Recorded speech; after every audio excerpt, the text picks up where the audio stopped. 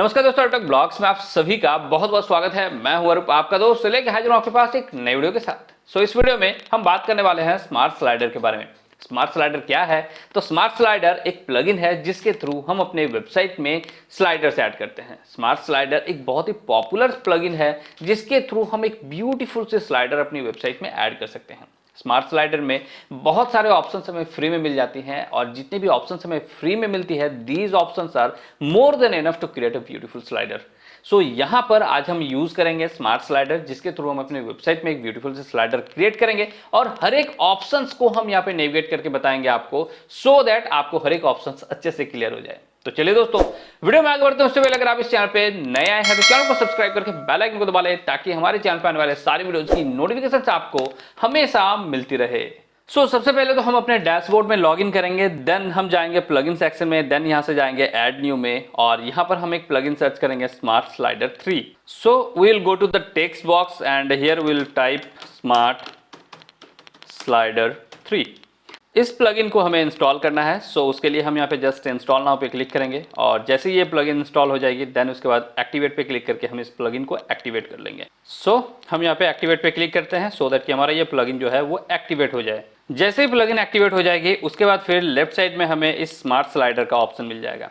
Here it is. अब यहाँ पे क्या करेंगे, इस स्मार्ट स्लाइडर पे हमें क्लिक करना है। उसके बाद हम यहाँ से थोड़ा सा स्क्रॉल करके नीचे आएंगे तो नीचे हमें ऑप्शन मिलेगी गो टू डैशबोर्ड। सिंपली हमें इस गो टू डैशबोर्ड पे क्लिक करना है। क्लिक करने के बाद यहाँ हमें दो ऑप्शन मिलेगी, न्यू प्रोजेक्ट और ट्यूटोरियल स्लाइडर। हमें यहाँ पर न्यू प्रोजेक्ट क्रिएट करनी है, हम यहाँ पर न्यू प्रोजेक्ट पे क्लिक करेंगे।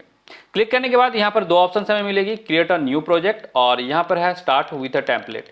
हमें स्टार्ट विद अ टेम्पलेट पे क्लिक नहीं करना है, क्रिएट अ न्यू प्रोजेक्ट पे क्लिक करना है। इस पे क्लिक करने के बाद अब यहाँ पे प्रोजेक्ट का टाइप क्या होगा, स्लाइडर और ब्लॉक। बाय डिफॉल्ट स्लाइडर है, हमें ऐसे स्लाइडर ही सिलेक्ट करनी है क्योंकि हम स्लाइडर ही बनाने वाले हैं। स्लाइडर का टाइप कैसा होगा, सिंपल होगा क्योंकि यहाँ पे कैरोसेल जो है और शोकेस जो है ये सारा प्रो वर्जन में है, हम इसे यूज अभी नहीं कर सकते हैं। हम यहाँ पर सिंपल ही सिलेक्ट करेंगे। देन उसके बाद हम नीचे आएंगे। नीचे यहाँ पर जो सेटिंग है, आपका प्रोजेक्ट का नाम आप यहाँ पे दे सकते हैं। हम यहाँ पर नाम दे देते हैं स्मार्ट स्लाइडर ही दे देते हैं बिकॉज हम स्मार्ट स्लाइडर यहाँ पे प्लगइन यूज कर रहे हैं, तो हम इसका नाम ही स्मार्ट स्लाइडर दे देते हैं। विड्थ कितना होगा, 1200 और हाइट यहाँ पे 600 है। आप इसको अपने अकॉर्डिंग चेंज भी कर सकते हैं। लेआउट यहाँ पर फुल विड्थ है और यहाँ पे बॉक्स है। हमें यहाँ पर बॉक्स सेलेक्ट करनी है, फुल विड्थ नहीं सिलेक्ट करनी है। क्यों नहीं सिलेक्ट करनी है वो मैं वीडियो के आगे आपको बताऊंगा, जब प्रैक्टिकली आपको दिखाऊंगा तब आपको सारी चीजें समझ में आएगी। हम यहाँ से बॉक्स को सिलेक्ट करेंगे, देन यहाँ से हम क्रिएट पे क्लिक करेंगे। क्रिएट पे क्लिक करने के बाद यहाँ पर हमारा स्लाइडर क्रिएट हो गया। अब इस स्लाइडर में हमें इमेजेस ऐड करनी है। उसके लिए हम यहाँ पे ऐड स्लाइड्स पे क्लिक करेंगे। हम थोड़ा सा स्क्रॉल करके ऊपर आएंगे तो यहाँ पर हमें ऑप्शन मिलेगी इमेजेस।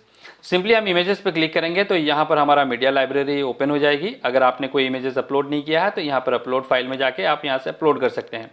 ऑलरेडी हमने यहाँ पर इमेजेस अपलोड किया हुआ है, सो दैट हम यहाँ पे कोई भी फाइल अपलोड नहीं करते हैं। सिंपली हम यहाँ से 4-5 इमेजेस को सिलेक्ट कर लेते हैं।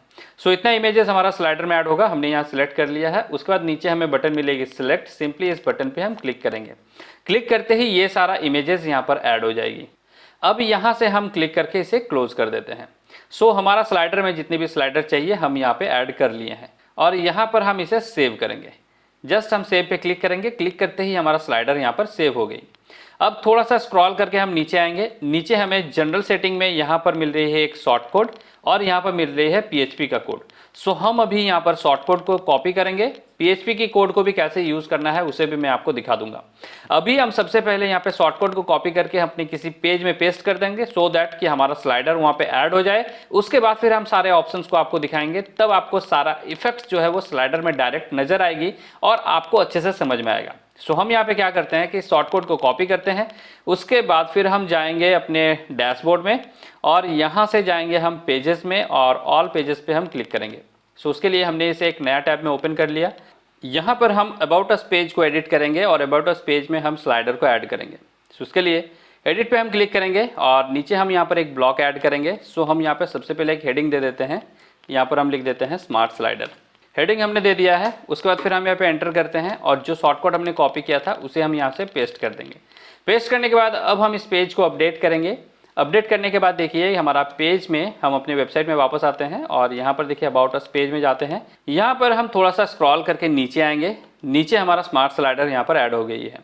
अब जाते हैं हम वापस अपने स्मार्ट स्लाइडर में और यहाँ पर सारे ऑप्शंस को हम एक एक करके नेविगेट करते हैं। सो सबसे पहला ऑप्शन यहाँ पर है साइज। जनरल सेटिंग में हमें और क्या मिलता है, जनरल सेटिंग में अगर नीचे आएंगे तो यहाँ पर हमारा स्लाइडर का नाम को हम चेंज कर सकते हैं और इसके अलाइनमेंट को हम यहाँ से चेंज कर सकते हैं। जनरल सेटिंग में और ज़्यादा कुछ खास है नहीं। उसके बाद हमें मिलती है ऑप्शन यहाँ पर साइज का। साइज में जैसे ही हम आएंगे तो यहाँ से हम अपने स्लाइडर के साइज को चेंज कर सकते हैं और यहाँ पर स्लाइडर के लिमिट जो है विड्थ लिमिट उसे भी हम यहाँ से सेट कर सकते हैं। जैसे अगर हमने यहाँ पर इस ऑप्शन को ऑन कर दिया, उसके बाद फिर डेस्कटॉप को अगर ऑन करते हैं तो यहाँ पर देखिए मैक्सिमम 3000 पिक्सल तक डेस्कटॉप में आपका स्लाइडर जो है वो विड्थ जाएगा। अगर डेस्कटॉप आपका 5000 पिक्सल्स का है तो मैक्सिमम 3000 तक ही आपका स्लाइडर जाएगा। सो यहाँ पर ये मैक्सिमम लिमिट आप यहाँ पर सेट कर सकते हैं। उसके नीचे अगर हम आते हैं तो यहाँ पर हमें ब्रेक पॉइंट मिलता है। उसके नीचे आएंगे तो यहाँ पर हमें ऑप्शन मिलती है लेआउट, जहाँ पर हमें दो ऑप्शन मिलती है बॉक्स और फुल विड्थ। जब हम स्लाइडर को इंस्टॉल किए थे और सेटअप करना शुरू किए थे तो उस टाइम पे हमने बॉक्स को सिलेक्ट किया था। देखिए बॉक्स को सिलेक्ट करने से क्या होगा, अभी आप अपने स्लाइडर को देखिए ये इतने एरिया में ही आ रहा है, लेकिन अगर हम यहाँ पर फुल विड्थ सिलेक्ट करते हैं उसके बाद हम यहाँ से इसे सेव करते हैं तो देखिए हमारा स्लाइडर जो है वो पूरा विड्थ ले लेगा। यहाँ से हम अपने पेज को रिफ्रेश करते हैं। रिफ्रेश करने के बाद देखिए ये पूरा का पूरा आपका पेज को ले लेगा, बॉडी में जितना स्पेस है वो पूरा स्पेस ले लेगा। सो ये है फुल विड्थ, इसीलिए हमने यहाँ पर दिया था बॉक्स। सो आप अपने अकॉर्डिंग आपका जिस तरह से यूज़ होगा उस तरह से आप यहाँ पे ऑप्शंस को सिलेक्ट कर सकते हैं। ओके, नेक्स्ट टैब है हमारा यहाँ पर कंट्रोल्स। अगर हम अपने स्लाइडर में आएंगे तो स्लाइडर में देखिए यहाँ पर हम पहले रिफ्रेश करते हैं। यहाँ पर देखिए आपको एरो मिल रहा है, अगर हम एरो पे क्लिक करेंगे सो आपका स्लाइडर में जो भी नेक्स्ट इमेज है वो आ जाएगा। लेकिन अगर हम यहाँ से कीबोर्ड से अगर एरो प्रेस करेंगे तो भी ये काम होगा और ये काम हो रहा है बेसिकली यहाँ पे जो हमने कीबोर्ड के ऑप्शन को ऑन किया हुआ है। उसके नीचे हमें ऑप्शन मिलती है एरो, ये ऑन है। ये जो स्लाइडर में आपको एरो दिख रही है बेसिकली इसी का ऑप्शन है ये। सो एरो में हमें कुछ ऑप्शन यहाँ पर मिल जाती है, जैसे एरो का डिज़ाइन हम यहाँ से ये भी कर सकते हैं, ये भी कर सकते हैं। एरो का जो भी आपको CSS में चेंज करना हो, लाइक एरो का कलर, यहाँ पे कलर वगैरह आप यहाँ से चेंज कर सकते हैं। एरोज़ को हावर करने में जो आप कलर सेट करना चाहते हैं वो सेट कर सकते हैं, हावर करने पे वो कलर चेंज हो जाएगा। उसके बाद एरो का स्टाइलिंग वगैरह आप यहाँ से कर सकते हैं। एरो का पोजीशन आप यहाँ से चेंज कर सकते हैं। जैसे अभी एरो जो है वो हमारा ये मिडिल में है, अगर हम यहाँ से एरो के पोजीशन को चेंज कर देते हैं, जैसे हमने यहाँ पर अगर यहाँ पर दे दिया ऊपर में, उसके बाद फिर हम अगर यहाँ से सेव करेंगे तो देखिए ये एरो का पोजीशन ऊपर आपका चला जाएगा। तो हम यहाँ पे रिफ्रेश करते हैं पेज को, ये देखिए आपको टॉप और इधर दिखेगा।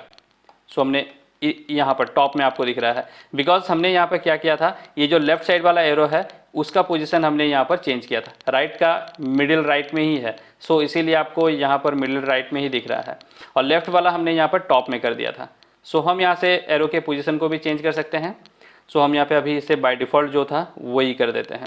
ओके, उसके नीचे हमें ऑप्शन मिलती है बुलेट्स। अगर हम बुलेट्स को ऑन करते हैं तो बुलेट्स बेसिकली आपके स्लाइडर में जो भी इमेजेस है उसके नीचे का डॉट्स है।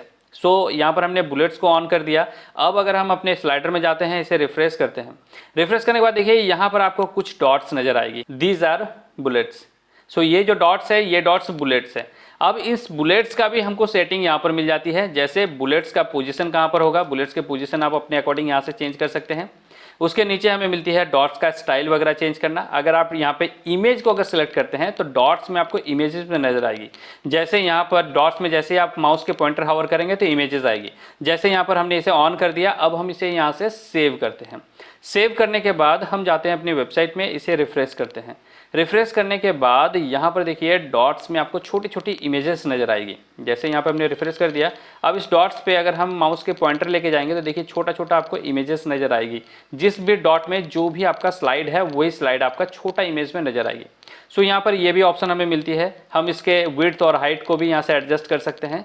और यहाँ पर शो ऑन हावर में का ऑप्शन भी मिल जाता है, मतलब ये जो बुलेट्स है तभी दिखेगा जब हम अपने स्लाइडर में माउस पॉइंटर लेके जाएंगे, अदरवाइज ये बुलेट्स नहीं दिखेगा। तो ये ऑप्शन भी हमें यहाँ पर मिल जाती है। उसके नीचे अगर हम आएंगे तो यहाँ पर मिलती है टेक्स्ट बार। टेक्स्ट बार में हमें मिलती है जैसे इमेजेस का जो भी हमारा टाइटल होगा वो टाइटल यहाँ पर दिखेगी। जैसे हमने इसे यहाँ से ऑन कर दिया, अब इसे अगर हम यहाँ से सेव करेंगे, सेव करने के बाद देखिए हम जाते हैं अपने वेबसाइट में और इसे रिफ्रेश करते हैं। अभी देखिए यहाँ पर आपको एक टेक्स्ट बार दिखेगी। सो ये जो है ये बेसिकली ये जो हमारा इमेज है, इस इमेज का जो नाम था वो नाम यहाँ पर दिख रही है। अगर हम नेक्स्ट पे क्लिक करेंगे तो देखिए इस इमेज का जो नाम था वो यहाँ पर दिख रही है। तो ये है बेसिकली यहाँ पर टेक्स्ट बार, जिसका ऑप्शन भी हमें यहाँ पर मिल जाती है। हम चाहें तो यहाँ पर स्लाइड काउंट भी ऐड कर सकते हैं। इसे जैसे हम ऑन करेंगे, सेव करेंगे तो देखिए अभी कितने नंबर ऑफ स्लाइड है वो भी आपको यहाँ पर दिखेगी। सो हम इसे रिफ्रेश करते हैं यहाँ से, स्लाइड काउंट पे यहाँ पर आ गया 1/6। अब अगर हम नेक्स्ट करेंगे तो 2/6। सो इस तरह से हम यहाँ पे स्लाइड काउंटर भी ऐड कर सकते हैं। उसके नीचे हमें मिलती है ऑप्शन थंबनेल का। सो थंबनेल पे अगर हम भी जाएंगे तो बेसिकली थंबनेल जो है छोटी छोटी इमेजेस हैं। हम यहाँ पे थंबनेल को ऑन कर दिए हैं। अब देखिए आपके स्लाइडर में थंबनेल से ऐड हो जाएगी, मतलब यहाँ पर छोटी छोटी इमेजेस आपको यहाँ पर दिखेगी।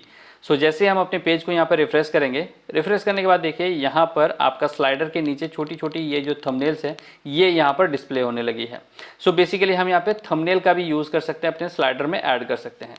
इसके अलावा थंबनेल्स को हम यहाँ से अभी ऑफ कर देते हैं। उसके अलावा हमें यहाँ पर ऑप्शन मिलती है शेडो का।